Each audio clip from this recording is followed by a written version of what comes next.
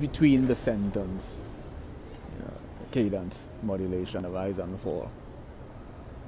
So my point is contemplating phrasing in music, soloing, how phrasing and phrasing metaphorically in art.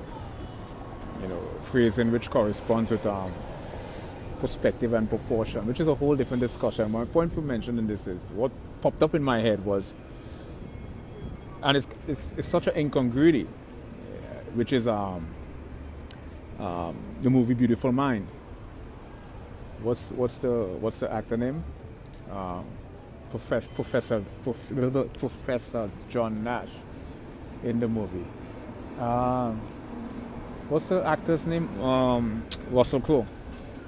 And I don't understand where that idea came from and how does that correspond with me drawing the correlation and then coordinates between music and art. And it's the whole aspect of Nash equilibrium. Nash, Professor Russell Crowe, the actor, Professor John Nash, was a mathematician, inevitably developing schizophrenia, pareidolia, hallucination, illusions, psychosis, and the follow me down the rabbit hole. Alice in Wonderland, Morpheus, Neo, Trinity, schizophrenia.